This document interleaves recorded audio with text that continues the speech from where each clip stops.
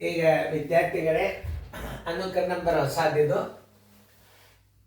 ಈಗ ಅನುಪಾತ ಮತ್ತು ಸಮಾನುಪಾತ ಬಗ್ಗೆ ನಾನು ನಿಮಗೆ ತಿಳಿಸಿ ಹೇಳ್ತಾನೆ. ಇದು ದೊಡ್ಡ ವಿಡಿಯೋ ಆಗ್ತದೆ. ನಾನು ತಿಳಿಸಿ ಹೇಳಾಗ ನೀವು ಲಕ್ಷ್ಯ ಕೊಟ್ಟು ನೋಡಿದಿರಿ ಅಂತಂದ್ರೆ ಓದ್ಕೋಬಹುದು ನೀವು. ಪರಿಮಾಣ ಮತ್ತು ಅನುಪಾತ ಮತ್ತು ಸಮಾನುಪಾತ ಒಂದೇ ಬಗೆಯ ಎರಡು ಪರಿಮಾಣಗಳನ್ನು ಹೋಲಿಸುವುದಕ್ಕೆ ಅನುಪಾತ ಎನ್ನುವರು. ಅನುಪಾತ ಅಂದರೆ ಏನು? ಒಂದೇ ಬಗೆಯ ಎರಡು ಪರಿಮಾಣಗಳನ್ನು ಹೋಲಿಸೋದಕ್ಕೆ ನಂತರ ಅನುಪಾತ ಅಂತಾರೆ. ಉದಾಹರಣೆ, 4 ಮತ್ತು 5ರ ಅನುಪಾತವನ್ನು 4/5 4/5 5ನೇ 4 ಅಥವಾ 4:5 ಎಂದು ಬರೆಯಬಹುದು. ಯಾವುದೇ ಒಂದು ಅನುಪಾತವನ್ನು ಜೋಡಿಯನ್ನು ಭಿನ್ನ ರಾಶಿ ಒಳಗೂ ಬರೀಬಹುದು, ಹೀಗೆ ಬಿಡಿಸಿ ಬರಿಬಹುದು. ಇದರಲ್ಲಿ 4ನ್ನು ಪೂರ್ವ ಪದ ಅಂತಾರೆ, ಆಂಟಿಸಿಡೆಂಟ್. ಏನು? 4ನ್ನು ಪೂರ್ವ ಪದ ಅಂತಾರ. ಮತ್ತು ಪ್ರೊನೌನ್ಸಿಯೇಷನ್ ಇಂಗ್ಲೀಷ್ನಾಗ ತಪ್ಪಾಗಿದ್ದರೂ ಸುದ್ದಿಗೆ ಸ್ವಲ್ಪ ಅಡ್ಜಸ್ಟ್ ಮಾಡ್ಕೊರಿ. ಯಾಕಂದರೆ ಬ್ರಿಟಿಷ್ ಲ್ಯಾಂಗ್ವೇಜ್ ಪ್ರೊನೌನ್ಸಿಯೇಷನ್ ಚೆಕ್ ಮಾಡಿ ನಾವು ಕನ್ನಡ ಮೀಡಿಯಮ ಏನೋ ಒಂದು ಸ್ವಲ್ಪ ಹೇಳೋದು ಫರ್ಕ್ ಆದರೂ ಸಾರಿ, ನೀವು ತಿದ್ಕೋರಿ. ಅದು ನಾನು ಸ್ಪೆಲ್ಲಿಂಗ್ ಕರೆಕ್ಟ್ ಬರ್ತಾನೆ. ಪೂರ್ವ ಪದಕ್ಕೆ ಏನಂತಾರೆ ಇಂಗ್ಲೀಷ್ ಮೀಡಿಯಮ್ಗೆ, ಅದನ್ನು ಬರ್ದ ಆಂಟಿಸಿಡೆಂಟ್ ಅಂತ. ಅವರು ಕೆಲವೊಂದು ಕಡೆ ಪ್ರೊನೌನ್ಸಿಯೇಷನ್ಗಳನ್ನು ಕೇಳಿದೆ. ಆಮೇಲೆ 5ನ್ನು ಉತ್ತರ ಪದ, ಇದಕ್ಕೇನಂತಾರೆ? ಉತ್ತರ ಪದ ಅಂತಾರೆ. ಇದಕ್ಕೆ ಪರಪದನೂ ಅಂತಾರೆ. ಇದು ಪೂರ್ವ ಪದ, ಇದು ಪರಪದ ಅಥವಾ ಉತ್ತರ ಪದ. ಇದಕ್ಕೆ ಎರಡು ಹೆಸರವ.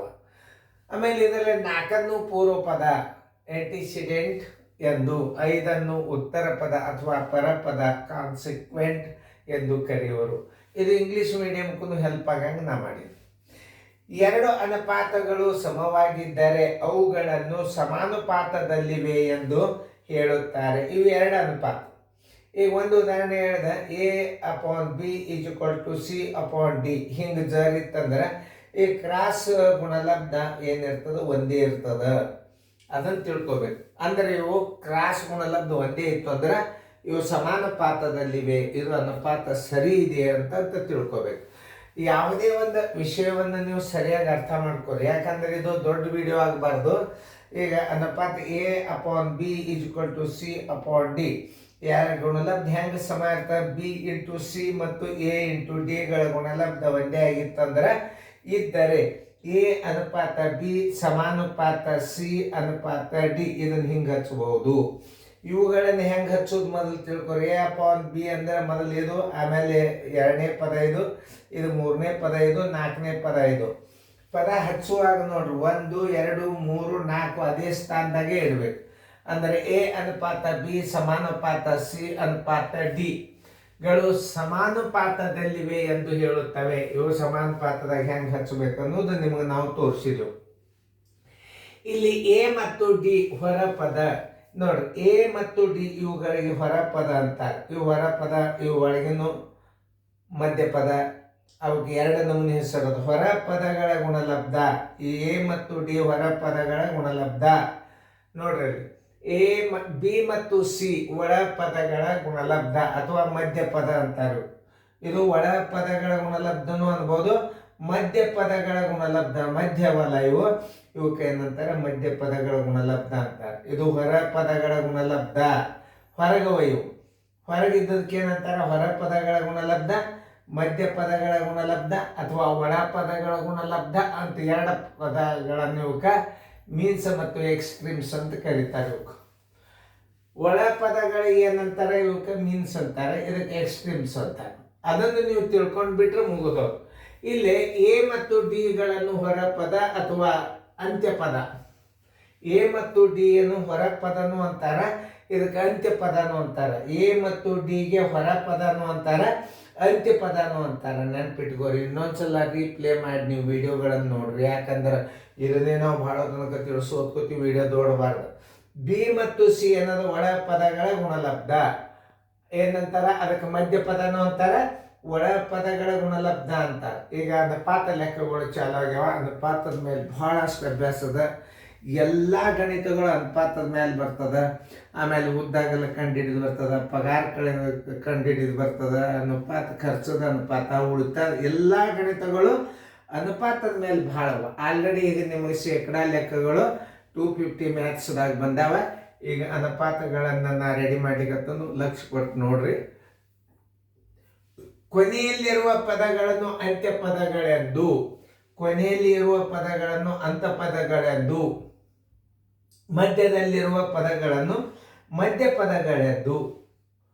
ಮಧ್ಯಪದಗಳೆಂದು ಕರೆಯುವರು. ಸಮಾನುಪಾತದಲ್ಲಿ ಹೊರ ಪದಗಳ ಗುಣಲಬ್ಧವು ಒಳ ಪದಗಳ ಗುಣಲಬ್ಧಕ್ಕೆ ಸಮವಾಗಿರುವುದು. ಹೊರ ಪದಗಳ ಗುಣಲಬ್ಧ ಅಂದ್ರೆ ಹೆಂಗಂದ್ರೆ ನೋಡ್ರಿ, ಇದು ಹೊರ ಪದ ಇಲ್ಲಿ ಬರೋದನ್ನು ನೋಡ್ರಿ, AD ನೋಡ್ರಿ, AD ಬರೋಬ್ಬರಿ BC. ಇದು ABCD ಇವತ್ತನ್ನ ಅನುಪಾತಗಳು ಹೆಂಗಿರ್ತಾವ ಅಂದ್ರೆ A ಮತ್ತು D ಸೇಮ, B ಮತ್ತು C ಹಿಂಗೆ ತಿಳ್ಕೊಬೇಕು. AB ಬರೋಬ್ಬರಿ CD ಅಂತ ಬರ್ದಿದ್ದ ಅಂದ್ರೆ ನೀವು ಏನು ಮಾಡ್ಕೋಬೇಕು, A ಮತ್ತು D ಹೊರ ಪದಗಳು, B ಮತ್ತು C ಮಧ್ಯ ಪದಗಳ ಗುಣಲಬ್ಧ ಆಗಿರ್ತದೆ. AD ಇದು ನೋಡ್ರಿ, ಇದನ್ನ ಗುಣಾಕಾರ ಮತ್ತು ಇದರದ್ದು ಗುಣಾಕಾರ ಒಂದೇ ಆಗಿರ್ತದೆ. ಸೂತ್ರದ ನೋಡ, ಸಾಮಾನ್ಯ ಸೂತ್ರ ಇದು. ಹೊರ ಪದಗಳ ಗುಣಲಬ್ಧ = ಒಳ ಪದಗಳ ಗುಣಲಬ್ಧ. ಸಮಾನುಪಾತದ ಚಿಹ್ನೆ ಹಿಂಗಿರ್ತದೆ. ಸಮಾನುಪಾತಗಳಂದ ಎರಡು ಜೋಡಿ ಅನುಪಾತಗಳನ್ನು ಜೋಡಿಸಿ ನಾವು ಬರೀದಕ್ಕೆ ಸಮಾನುಪಾತ ಹಾಕಬೇಕಾಗ್ತದೆ. ಈ ಸಮಾನುಪಾತದ ಚಿಹ್ನೆ ಅಂದ್ರೆ ಇದನ್ನು ನೀವು ಸರಿಯಾಗಿ ಅರ್ಥ ಮಾಡ್ಕೊಂಡ್ರಿ ಅಂತ ತಿಳ್ಕೊಂಡು ಇನ್ನೊಂದ್ಸಲ ಇವುಗಳನ್ನು ನಾನು ಹೆಂಗೆ ಭಿನ್ನ ರಾಶಿ ಒಳಗೆ ಹೆಂಗೆ ಹಚ್ಚಬೇಕು, ಆಮೇಲೆ ಅನುಪಾತಗಳನ್ನು ಹೆಂಗೆ ಬರಿಬೇಕು ಅನ್ನೋದು ಮುಂದಿನ ವಿಡಿಯೋದಾಗ ಬರ್ತದೆ. ಆಮೇಲೆ ನಿಮಗೆ ಅಭ್ಯಾಸಕ್ಕನುಸಾರ ಗಣಿತಗಳು ಮುಂದೆ ಬರ್ತಾವೆ. ಈಗ ವಿವರಣೆ ಕೊಟ್ಟಿನಿ. ಈ ವಿವರಣೆಗಳನ್ನು ಮತ್ತೊಂದು ಸಲ ನಾನು ನಿಮಗೆ ತಿಳಿಸಿ ಹೇಳಿದಂದ್ರೆ ಏನಾಗ್ತದೆ, ದೊಡ್ಡದಾಗ್ತದೆ ವಿಡಿಯೋ. ಆದರೂ ಒಂದು ಸಾಮಾನ್ಯವಾಗಿ ಶಾರ್ಟ್ದಾಗಿ ತೋರಿಸ್ತಾನು. ಈಗ 4:5 ಭಿನ್ನ ರಾಶಿಯಾಗಿ ಹಿಂಗೆ ಬರಿಬೇಕು, ಅನುಪಾತದಾಗ ಹಿಂಗೆ ಬರಬೇಕು. ಮೊದಲೇ ಪದ ಮೊದಲು ಇಡಬೇಕು, ಮೊದಲೇ ಪದ ಹಿಂಗೆ ಇಡಬೇಕು, ಎರಡನೇ ಪದ ಹಿಂಗೆ ಇಡಬೇಕು. ಇದು ಕಡ್ಡಾಯ. ದೊಡ್ಡದ ಅಂತ ಅದನ್ನು ಚಿಕ್ಕಿಡೋದು, ಸಾಣದದ ಅಂತ ಇದನ್ನು ಚಿಕ್ಕಿಡೋದಲ್ಲ. ಇಲ್ಲಿ ದೊಡ್ಡದೇ ಇರಲಿ ಸಾಣದೇ ಇರಲಿ, ಮೊದಲನೇ ಪದ ಮತ್ತು ಎರಡನೇ ಪದ ಅಂತ ನೀವು ಹಿಂಗೆ ಇಡಬೇಕು. ಪೂರ್ವ ಪದ ಮತ್ತು ಉತ್ತರ ಪದ ಮತ್ತು ಪರಪದ ಅಂತ 105ಕ್ಕೆ 2 ಹೆಸರು. ಒಂದು ಉತ್ತರ ಪದ ಅಂತಾರೆ, ಇನ್ನೊಂದು ಪರಪದ ಅಂತಾರೆ. ಇದಕ್ಕೆ ಅದನ್ನು ತಿಳ್ಕೊಬೇಕು. 4:5 ಅಥವಾ 4:5 ಎಂದು ಬರೆಯುವರು. ಅಂದ್ರೆ 4 ಅಂಶನ್ನ ಹೆಂಗೆ ಬರೀತಾರೆ, 4:5 ಎಂದು ಬರೆಯುವರು. ಇದರಲ್ಲಿ 4 ಪೂರ್ವ ಪದ, ಇದು ಪೂರ್ವ ಪದ, ಇದು ಉತ್ತರ ಪದ, ಪೂರ್ವ ಪದ ಉತ್ತರ ಪದ. ಇದು ನೆನ್ಪಿಟ್ಟುಕೊಡ್ರಿ. ಅದಕ್ಕೆ ಕಾನ್ಸೆಕ್ವೆಂಟ್ ಅಂತಾರೆ, ಇದಕ್ಕೆ ಡಿಸಿಡೆಂಟ್ ಅಂತಾರೆ. ಅವಕ್ಕೆ ನಿಮಗೆ ಇಂಗ್ಲೀಷ್ ಮೀಡಿಯಮ್ದಾಗೂ ಹೆಲ್ಪ್ ಆಗ್ತದೆ. ಎರಡು ಅನುಪಾತಗಳು ಸಮವಾಗಿದ್ದರೆ ಏನಂತಾರೆ, ಅವುಗಳನ್ನು ಸಮಾನುಪಾತದಲ್ಲಿವೆ ಎಂದು ಹೇಳುತ್ತಾರೆ. A/B = C/D. ಇದು ಹೆಂಗಿರ್ತದಂದ್ರೆ ಹೊರ ಪದಗಳು, ಇದು ಹೊರ ಪದ, ಇದು ಮಧ್ಯ ಪದ. ನೆನ್ಪಿಟ್ಕೋರಿ, ಇವೆರಡು ಮಧ್ಯ ಪದ, ಇದು ಹೊರ ಪದ ಆಗ್ತದೆ. ಇಲ್ಲಾಗೆಲ್ಲ AB ಅನ್ನೋ ಸಮಾನುಪಾತ, CD ಇವೆರಡು ಹೊರ ಪದ, ಇವು ಮಧ್ಯ ಪದ. ಇವುಗಳ ಗುಣಲಬ್ಧ ಒಂದೇ ಆಗಿತ್ತಂದ್ರೆ ಅದು ಸಮಾನುಪಾತ ಕರೆಕ್ಟ್ ಅದು ಅಂತ ಹೇಳ್ಬೇಕು.